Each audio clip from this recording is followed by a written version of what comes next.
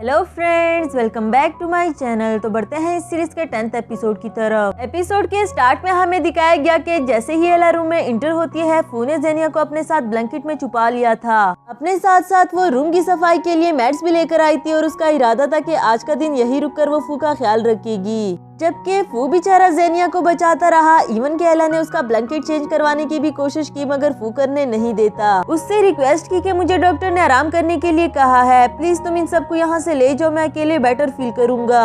एला भी उसकी बात मान जाती है, पर जाते जाते उसने जेनिया के पाँव देख लिए थे जिसके नेल्स पर नेल पॉलिश लगी हुई थी। इस बार भी उसे खुद को बचाने के लिए एक्टिंग करनी पड़ी। जब जेनिया बाहर आती है तो उसे डांटने लगी कि तुम्हारी वजह से मुझे कितना कुछ झेलना पड़ा। वही गुनन की कॉल आती है जिसने फौरन से जेनिया को स्कूल प्रैक्टिस करने के लिए बुला लिया। नेक्स्ट सीन स्कूल का दिखाया गया, जहाँ प्रैक्टिस करते हुए जेनिया को वायलिन प्ले करना था और वो भी काफी कॉन्फिडेंटली प्ले करने के लिए चली गई। उसकी ये ट्यून टीचर चेन को भी सुनी सुनाई लगी और गुनन को तो इससे फौरन से शेनशिंग की याद आई। बल्कि उसे तो पूरी सच्चाई का भी पता लग गया कि जेनिया ही शेनशिंग है, पर वो जेनिया बन के अपनी सच्चाई क्यों छुपाना चाहती है। उस बेचारे को तो ज्यादा बुरा इसलिए भी लगा कि वो शेनशिंग को पसंद करता था और फू जेनिया को लाइक करता है, जबकि वो दोनों ही एक लड़की निकली। फू की उदासी की वजह पूछ रहा था, जिस पर गुनन बोला कि तुम जानते हो ना, हमने कभी भी लड़ाई नहीं की, पर अगर ऐसा कभी फ्यूचर में हुआ तो तुम क्या करोगे। इस पर फू ने काफी फ्रेंडली आंसर किया कि ऐसा कभी भी नहीं होगा, हमारी जिस चीज पर लड़ाई होगी वो चीज मैं तुम्हें दे दूंगा। अब इससे पहले कि गुनन उसे कुछ कह पाता, यहाँ फू को अपनी कंपनी की तरफ से कॉल आ जाती है। उसे बताया कि तुम्हारे कुछ फैंस ने हमारा कंप्यूटर हैक कर लिया था और तुम्हारा ब्रीथिंग सॉन्ग भी रिलीज कर दिया है जिसे तुम रिलीज नहीं करना चाहते थे। आई होप कि ये तुम्हारे लिए ज्यादा परेशानी की बात नहीं होगी। नेक्स्ट सीन में हम जेनिया और फू को एक साथ बास्केटबॉल खेलते हुए देखते हैं। वही येयंग आया जो उसे कहने लगा कि मैंने तुम्हें मना किया था ना कि तुम ब्रीथिंग सॉन्ग को रिलीज नहीं करोगे। अब चाहे फू उसे जितना मर्जी समझाता कि मैंने अपना वादा नहीं तोड़ा, बल्कि फैंस ने कंप्यूटर को हैक करके उस सॉन्ग को रिलीज किया, पर येयंग उसकी बात मानने वाला नहीं था। जेनिया भी येयंग को रोकती है फू को नुकसान पहुँचाने से और वो ये कहते हुए चला गया कि अब जो बुरा मैं तुम्हारे साथ करूंगा उसके लिए मुझे जिम्मेदार मत ठहराना। जेनिया भी फू से पूछती है कि आखिर तुमने उसे ऐसा वादा क्यों किया था, और वो इसे इस बारे में सोचने से मना करके वहाँ से चला गया। नेक्स्ट सीन में येयंग को दिखाया गया जो कि एक बार में बैठा ड्रिंक कर रहा था और फेंग फेंग भी उसी बार में पार्ट टाइम जॉब करती है। उसे इतना ज्यादा ड्रिंक करते हुए देखकर ये भी उसके बारे में परेशान हो गई, पर मैनेजर ने बताया कि ये तो रूटीन की बात है, वो अक्सर यहाँ आकर ड्रिंक करता रहता है। ड्रंक होने की वजह से येयंग ने फेंग फेंग को भी लिया समझ लिया था और ऐसा लगता है कि लिया उसके लिए काफी ज्यादा इम्पोर्टेंट थी। फिर अगली सुबह का सीन दिखाया गया। फेंग फेंग ने उस पर अपना कोट ओढ़ दिया था और उसके लिए खाने को भी रखा, और जब वो यही कोट वापस करने के लिए फेंग फेंग की क्लास में जाता है तो जेनिया को फिर से शक होने लगा कि कुछ ना कुछ तो इन दोनों के बीच में चल रहा है। नेक्स्ट सीन हमें स्कूल हॉल का दिखाया गया, जहाँ फाइनली आज ड्रामा प्ले होने वाला था जिसमें फू एक प्यारी सी लड़की बनी थी और जेनिया को अगली मैन बनाया गया। फू तो ये रोल प्ले कर लेगा, पर जेनिया को थोड़ा सा डर लग रहा था, जिस पर गुनन ने उसे मोटिवेट किया कि मुझे तुम पर पूरा भरोसा है, तुम ये कर लोगी। फिर स्टेज पर जाने से पहले जेनिया पानी पीती है और पीने के बाद उसे पता चला कि ये पानी नहीं बल्कि अल्कोहल था। पर अब क्या हो सकता था, स्टेज पर जाने की उसकी बारी भी आ चुकी।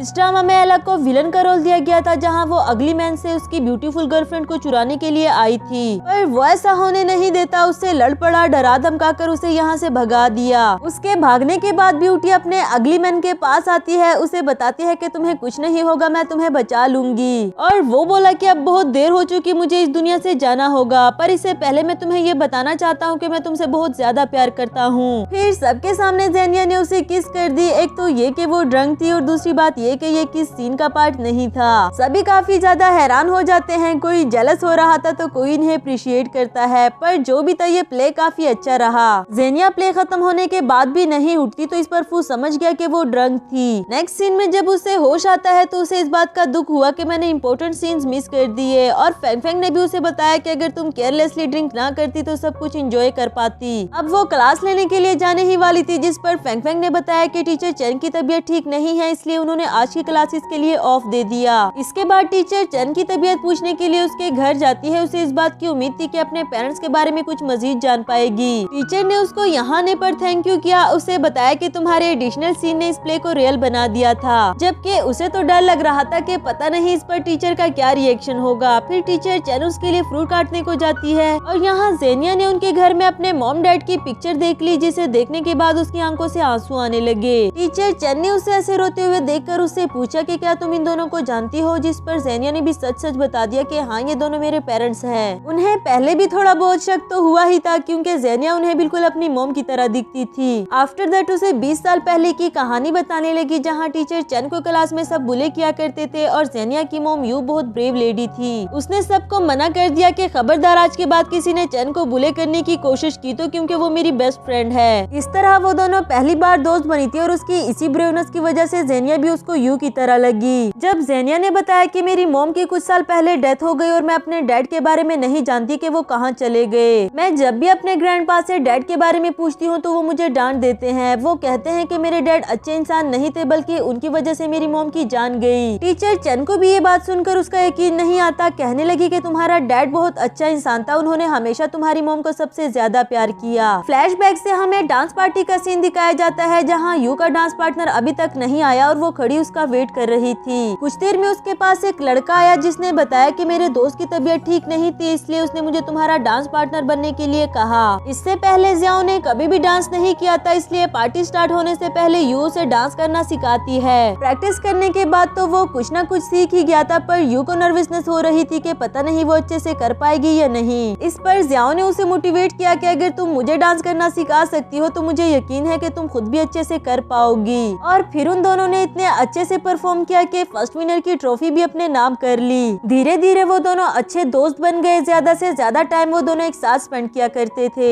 इवन के ग्रेजुएशन के बाद ज़ियाओ ने मौका हाथ से जाने नहीं दिया और यू को शादी के लिए प्रपोज कर दिया। इस पर यू की खुशी का तो कोई ठिकाना ही नहीं था, बल्कि हम सभी उसके लिए काफी ज्यादा खुश थे। ज़ियाओ ने उससे वादा कर लिया था कि मैं कुछ ही दिनों में तुमसे शादी कर लूंगा। इसके बाद मुझे स्कूल में जॉब मिल गई, मैं अपने कामों में बिजी हो गई और धीरे धीरे मेरा उनसे कॉन्टेक्ट खत्म हो गया। इसलिए मैं नहीं जानती कि वो दोनों कहाँ चले गए और उनकी लाइफ में मजीद क्या हुआ। लेकिन अगर तुम आगे का सच जानना चाहती हो तो सिर्फ एक इंसान ही तुम्हें सच बता सकता है, और वो तुम्हारा ग्रैंडपा है। ज़ेनिया ने उनको थैंक यू किया कि आज मेरे पेरेंट्स के बारे में आपने मुझे जितना भी कुछ बताया, मुझे जान के बहुत खुशी हुई। वहाँ से आने के बाद ज़ेनिया सोच रही थी कि आखिर ऐसी क्या बात है जो अब तक मेरे ग्रैंडपा ने मुझसे छुपा कर रखी है और मेरे डैड के बारे में बात भी नहीं करना चाहते। यही सोचते सोचते उसने ग्रैंडपा से पूछने के लिए उन्हें कॉल मिलाई और इसी के साथ हमारा ये वाला एपिसोड भी खत्म हुआ।